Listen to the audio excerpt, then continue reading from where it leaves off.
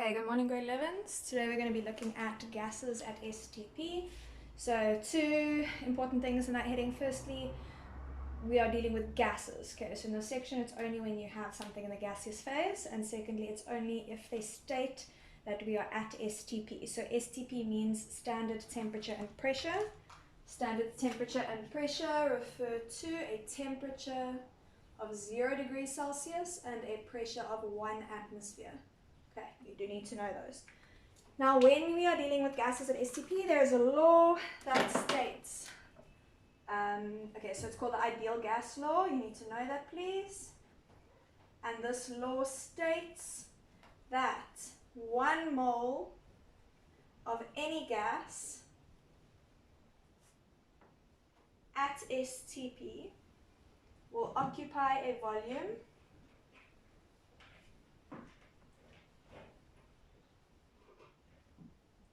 of 22,4 decimeters cubed. Okay, so any gas, if we've got 1 mole of it, will have a volume of 22,4 decimeters cubed. Now this is an important value. This value we refer to as the molar volume of an ideal gas. Okay, so that's molar volume.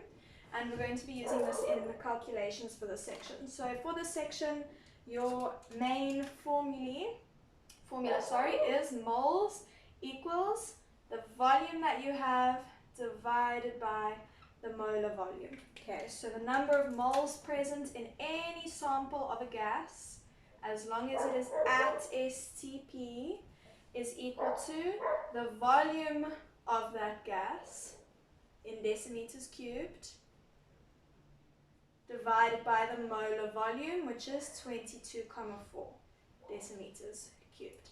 Okay, so what I want you to do when you get a test or an exam, you're immediately going to turn to your data sheet. In your data sheet, they will give you this value near the top in a table, and then underneath the table with all the constants, they'll have your formulae. You're going to find this formula, and immediately next to this formula, you're going to write a little note to self: only gases at STP. I don't want to see you use this formula for anything else other than when you've got a gas at standard temperature and pressure. Okay, so it's quite straightforward really. We've got this formula, and then obviously we've got the main one, the one that we always use in chemistry, which is moles is equal to mass over molar mass. Okay, don't forget that one. This is our new one, our main one for this section, but this we use in every section. So I'm going to jump straight into an example. I'm going to do 2. It's quite straightforward. This is more likely to be applied a bit later on when we get to reactions and stoichiometry, but for now we're just trying to master the basics. Okay, so we're going to look at 2 examples.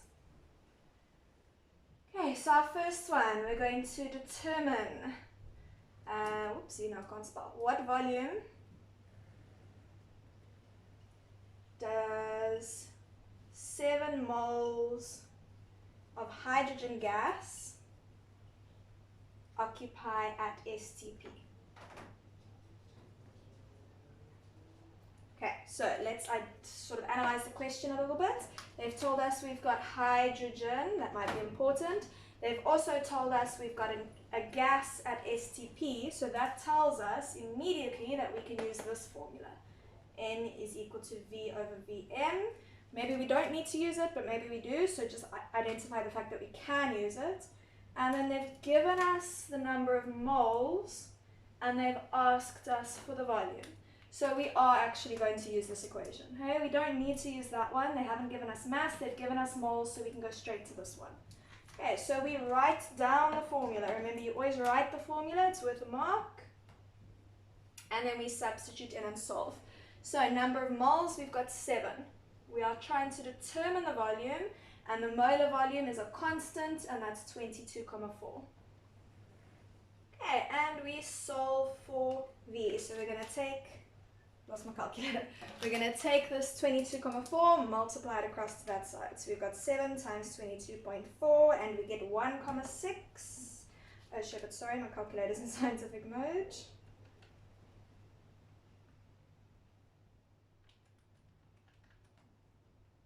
Okay, it's still in scientific mode.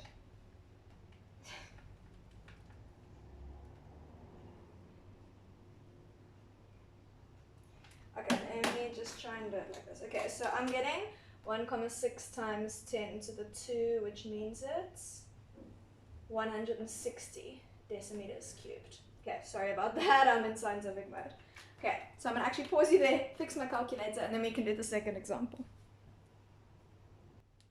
Okay guys, so here's our second question. They're asking us what mass of chlorine gas will occupy a volume of 120 moles at STP.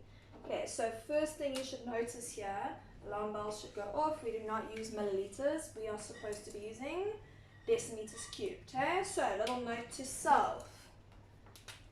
Decimeter cubed is the same thing as a liter. I'm hoping we know how to go from milliliters to liters. Okay, so to get from milliliters to liters, you divide by 1,000. Okay, so to get from milliliters to liters, you divide by 1,000. So that means 120 milliliters is equal to 0,12 liters.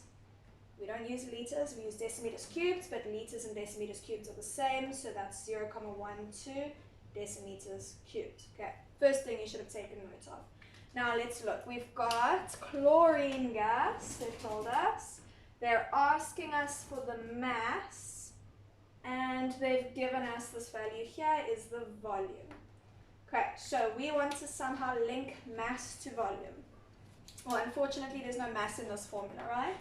But we can use this formula to work out how many moles of chlorine gas would have, and then use this formula to go from moles to mass. Does that make sense? It's going to be a two-step question.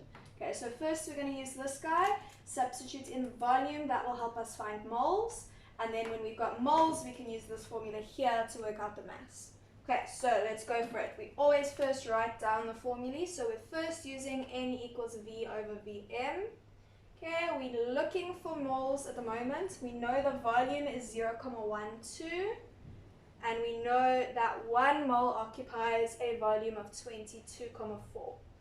Okay, so we can work out the number of moles present, and that's going to be 0.12 divided by 22.4, which gives us 5.36 times 10 to the negative 3. Okay, so we've got moles, now we need to try and find mass. Okay, so we're going to use this formula. So we can say the number of moles is equal to the mass over the molar mass. We know the number of moles is 5,36 times 10 to the negative 3. We're looking for the mass, and we actually don't know the molar mass, but we can determine it. Molar mass always comes straight off your periodic table. Okay, so let's see what we've got. We've got chlorine gas. I'm hoping we remember chlorine gas is one of the diatomic gases, so it's Cl2, which means the molar mass is going to be 2 times the molar mass of a chlorine atom, which is 35.5. Okay, and we solve for M. So we're going 5,36 times 10 to the negative 3 times 2 times 35.5. And I get that the mass is equal to 0,38 grams. Okay, so you've got 0,38 grams of chlorine gas will occupy a volume of 120 moles at STP. I didn't emphasize it, but please note that we knew we were dealing with a gas, and we knew that it was at STP, which is how we knew we could use this formula in the first place. Okay, so there is a worksheet that I want you guys to do. I will forward it on WhatsApp, and it is also on OneDrive for those of you who aren't on the WhatsApp group. Okay, let me know if you get stuck.